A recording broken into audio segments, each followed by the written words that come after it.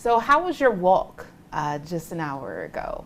It was wonderful. I just did an online forum for the entire campus community. I believe over 500 people Zoomed in, where we talked about our financial circumstances and our plan to build organizational resilience.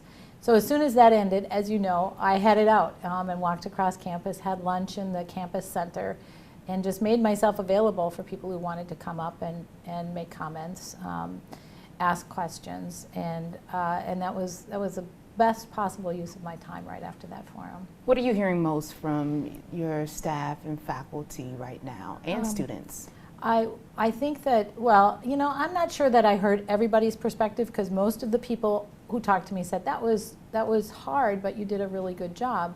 I'm sure there are people who have more direct feedback for me, and I need to hear from them as well. But one of the key messages that I heard was that they appreciate the clarity and the honesty. And I am so committed to that going forward. If we're going to navigate these really turbulent waters in higher education, I am going to navigate them with the greatest level of transparency and honesty that I can. When did you all realize that that 2.0 plan was not a reality? Well, that's a complicated question, because parts of it are a reality. There are parts of that plan that we're implementing. We are aggressively following our plan to recruit students internationally and build and increase our online presence and our online degree programs. We have realigned our colleges. I think the specific part you're talking about is the growth of faculty and the growth of students. And I would say within, as we were emerging from the pandemic and realizing the extent of what nationally we've been calling the demographic cliff, it became clear that we were not going to achieve that target, that part of CSU 2.0. And what was that process like to sort of figure out you're not going to reach that 20,000?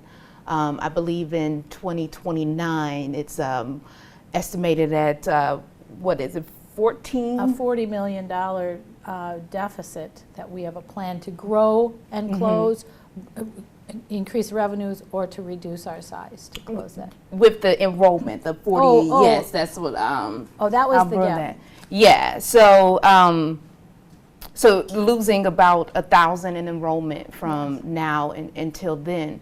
When you see those numbers, what are you thinking? I'm thinking, well, a couple of things. I can't tell you that I'm happy about them or that I'm relieved to see them. I can tell you that being clear that this is the projection creates a level of comfort, because then we know what we're dealing with. And sometimes people say, does that mean you're giving up on a growth mindset? And the answer is absolutely not. But hope is not a strategy. We will manage to our projections, and then in the circumstances, the happy circumstances that we grow again, and at some point in the future we will, I'm confident of it, we will then grow accordingly, our base, our faculty and staff. Until that time, we are not going to manage our expenses to a number that we can't achieve. So I feel confident about that decision. Confident about the decision to manage to the reality and not what you all, the hope. Correct. I guess, yeah. Correct. And so how are faculty and staff dealing with, I was talking to some people, which would say an information gap, in sense of we know what we have been offered in terms, just pieces of it from last week. You're going to offer it to faculty and staff, 10 years or more continuous years, as well as up to a year of their salary. And that's all they sort of know. Right. How are they supposed to manage anxiety levels when you're dealing with their futures? So this was a calculated decision, and I take responsibility for it. Not everybody will agree with it. But even as we need to work through all of the details, all of the legal and HR implications of offering a voluntary separation incentive plan, I thought it was essential to announce it so that people can start to be thinking about it. The downside, of course, is that I announced it without all of the information intact. So we shared as much as we could. I'm not hiding anything. We just have to deal with figuring out what exactly the timelines will be. That will be coming in the next couple of weeks. We have our general counsel working on that. What we do know right now is that we will be able to, with the Board of Trustees approval, offer up to 1 year's full salary to people who are eligible to receive this voluntary incentive program, who have 10 or more years of continuous service to the university. The timeline and how much advance notice they need to give and how much leeway we can give people to make this decision are still things that we're working out. So how should people manage their stress? It would be silly to say this isn't a stressful time. I do understand that this is a stressful thing. I hope that knowing that people have some control over this part of the downsizing or the right sizing creates some comfort. People can be considering whether a separation incentive is right for them. I do not believe that this will only be used by people who are going from this into retirement. It will be for some people who might be looking for employment in other sectors. So I want them to have the maximal amount of time to think about it, and hopefully that helps to address some of the stress. Is it known of how you all will decide which people you will accept? Because I think we did the math, it's like 50% of, if you add them both together, of the faculty and staff are eligible, Right. according to the numbers that you all gave us. I certainly don't think that many people are going to take it. There are people who are going to say, I believe my work here is critical, their work is critical, who will decide not to even explore this possibility, which is fine. But what we do know is that if we have a huge number of people in a certain area all requesting this, and this is part of the delay in sharing information. So let's say, I'm just making these numbers up, but 85% of a certain unit, all of those employees are eligible and they all decide to take it. Well, that unit is not going to function if they all leave on the same day. So we have tools that we will use. We might say, could some of you wait? We might say your job is mission critical and we will deny applications occasionally, or we might more relevantly try to sequence some of the departures. So that's how we'll be managing that.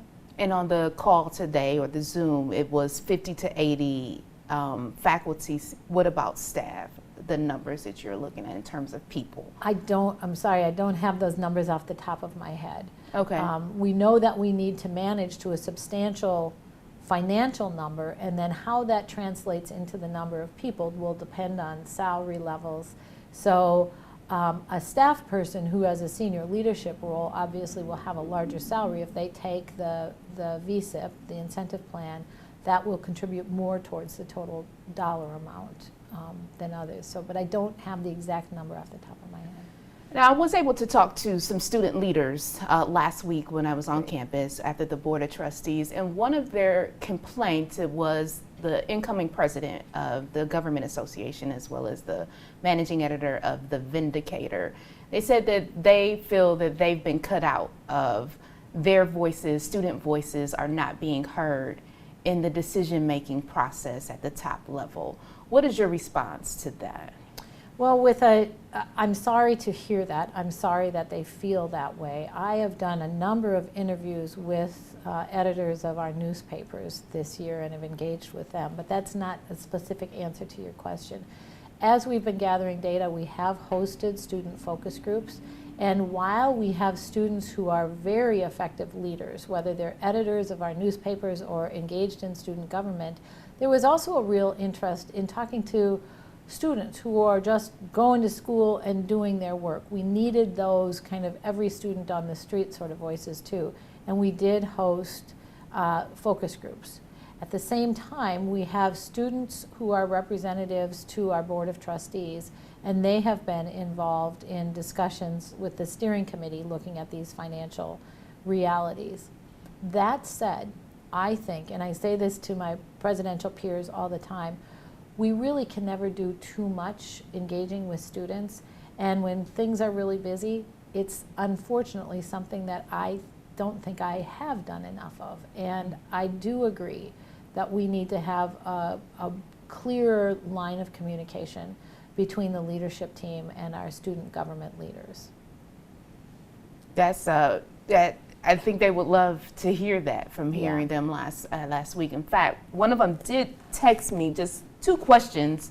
If I don't mind, I'll just ask you. I thought they were pretty intriguing. It says, what is the because they're concerned of the quality of their education, of course. And one is going off to graduate school, and it says, what is the long-term plan for hiring back tenured professors since the colleges on campus require them for accreditation? Yeah.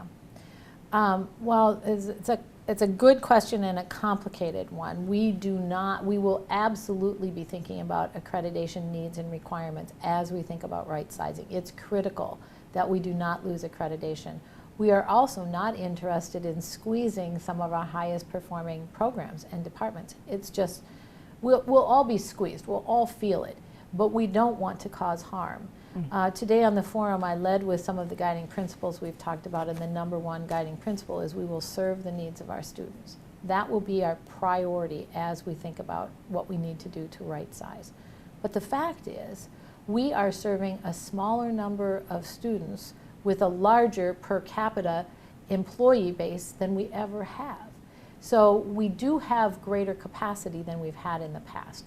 We've got to figure out how to right size in the right places. But getting smaller reflects a smaller student body, not a decline in services or support to students. And what is your message to people who are worried about the qualification or the quality of the education they receive, or professors that say, hey, I want to make sure I'm with an accredited institution, I want to make sure that we're on solid ground moving forward? You know, it's one of the calculated risks of being fully transparent about this process. I believe by saying this is where we need to get in the next 5 years, as opposed to saying we're going to cut a little this year and then we're going to cut a little the next year and we're going to cut to the bone the third year. We're just going to say this is what has to happen, people. Now let's work at getting it done. I believe is a measure of strength for this institution. We will be okay because we are planning multiple years out, not just staying, one step ahead of the alligators. And part of that is accreditation. Part of that is building confidence with our prospective student base. Part of that is me and the rest of our leadership team being in the community, cultivating the support of key stakeholders. So when I made announcements about our voluntary separation plan, the next thing I did was have direct communications with our elected officials, with key leaders in the Greater Cleveland Partnership, with the mayor, with the county executive. I want our partners to know we've got this and we've got a plan. And by doing that, I believe we build confidence. And it's not false confidence. It's confidence based on honesty and a plan for what we're going to do about this. That's different than hiding this under the rug and saying, nothing to see here, everything's great. Things are going to be okay because we're doing it this way. And you're not alone. We've been covering this as well for a few months now.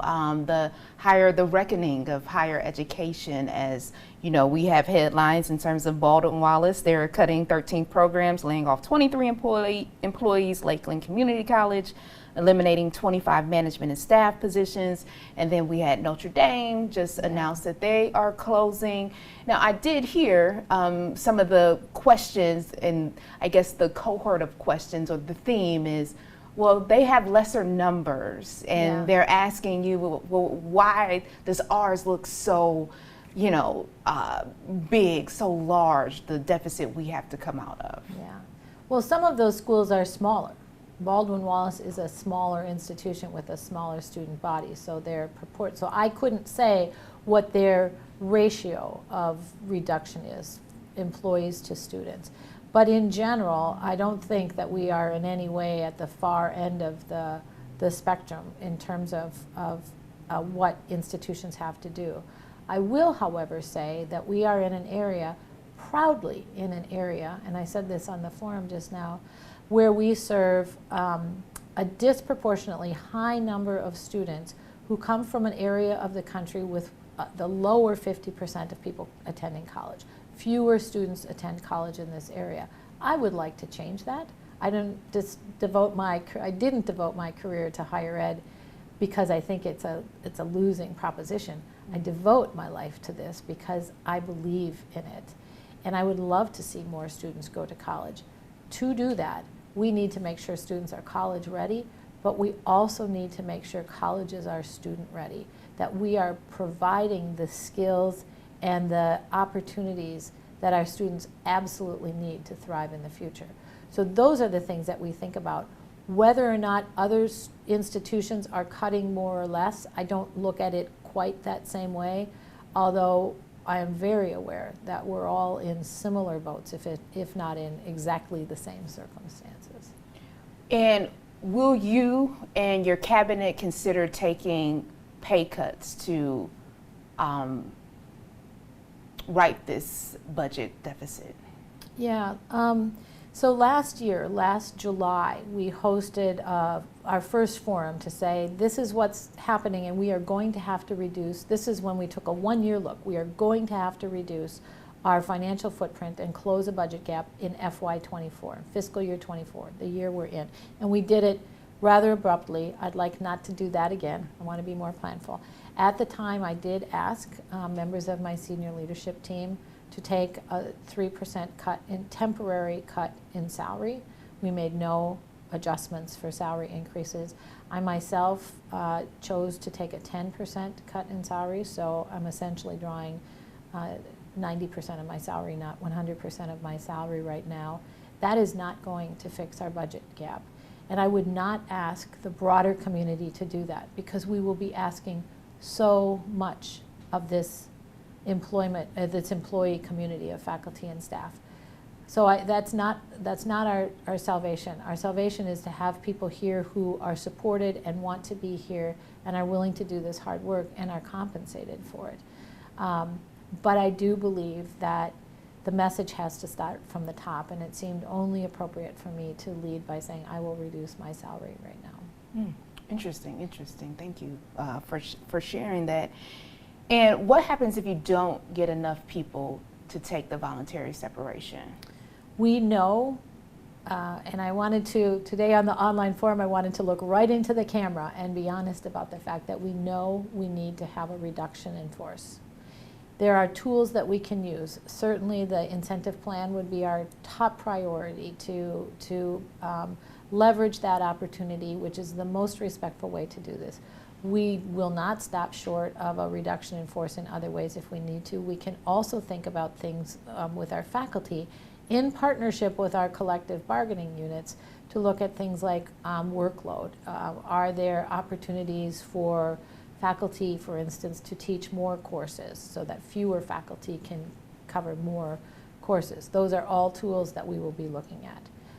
I do not think that even if we're wildly successful, we probably won't get all the way we need to get with the incentive, the separation incentive plan.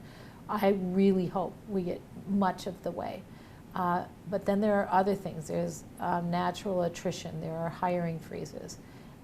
But we will achieve a reduction in force because we need to. I don't want to say I like, but it was interesting how you said, you know, this path where you showed the financials is a path to closure. Yeah. How powerful is that statement to you as the leadership, as the president of this university? To hear you say that was impactful to me. It's hard to say. It is very hard to say, and I only say it, one, because it's true, but two, because we have a plan to avoid it. A concrete, not a hope, a concrete plan to avoid it. Painful plan, yes, but we have a plan. But without that plan, it is true. And this is where I think a lot of institutions that are closing found themselves in this tragic trajectory towards closure that they couldn't escape from. And it usually comes from a regular annual dip into reserves that grows every year. So we have 47 some million dollars in reserve. That sounds like a really big number. By FY29, on our current path, that would be gone. And that's when I said, that's a path to closure. The path to avoid that is to manage an institution to the size it realistically needs to be. And we will do that.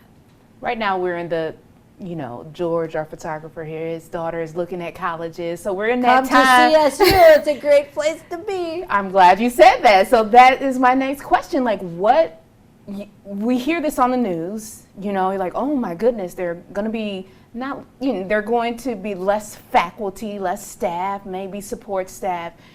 What is your message to prospective students and parents of those students that are like, hey, how do I know that I'm going to get a good investment? Yes. A return on my investment if I send my child, or if I go to CSU, knowing that they're facing this financial cliff or How much whatnot. time do you have? I got all kinds of Not things much to say to time, you about but- that. Well, first of all, there are things that will never change about CSU. One is our incredible location. We are an urban serving public research active university. That's what we are. And we are proudly that in Northeast Ohio and right in the heart of downtown Cleveland. We are Cleveland's university. That is such an asset for us. So our students, let's just talk about internships, for example. Our students can walk out the door of their classrooms and within 10 or 15 minutes walking, do sports and entertainment management internships with the Cavs, the Guardians, the Browns.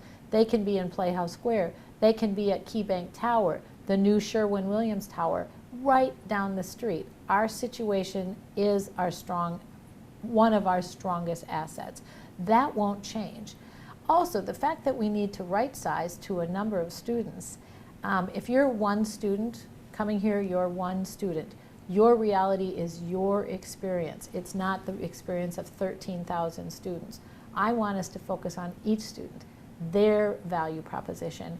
And the fact that we are smaller because we don't have 15,000 students, we have 13,500, for instance, won't impact the experience of any individual student who's coming. I also think it's important to keep in mind that we are, at the same time we are right-sizing, we're investing in key areas that we know we need to do to get stronger. One is to upgrade our technology systems so that we have the kinds of technological tools that allow us to advise students well, help students register well, have a seamless experience from application through enrollment, through registration to internships and graduation. We can do better with our technology in that area, and by right sizing, we'll be able to invest in some of those areas. So there's all kinds of reasons why I don't in any way think that what we are doing right now compromises the value of an education that a student would get here. Are you worried that students and parents may view CSU that way? A little bit. I think that, when you have something like school closures happening and, parents, I'm a mom, I have 2 kids who went to college and you want what's best for them, but you also know this is a big darn investment. You want to know it's the right investment. I so understand that. So by me choosing to be fully transparent about our financial situation, it does worry me a little bit. I want to sit down with every parent who's worried and say, let me tell you honestly why I don't share that concern for you right now. I share other concerns, like how any of us can afford college for our kids. We have to work on that as a society. But I'm a president and I want this institution to succeed. But I'm a parent first, and I want our young people to thrive. I'm an educator and a mom, and that's how I lead when I think about helping to alleviate people's concerns about the quality of education here. Was there anything else that's really important to this stage of the story right now that I didn't ask you about that's really important to the story, whether it's misunderstandings that people have, something you want to clear up, or anything that I just didn't ask you, but like, no, this is important? I'm so glad we have this time to talk together, and I think your questions are just so spot on and to the point. One thing that I think people really should know about Cleveland State University is that our faculty, our staff and our faculty, but now I'm talking specifically about the academic work that goes on here, are exceptional.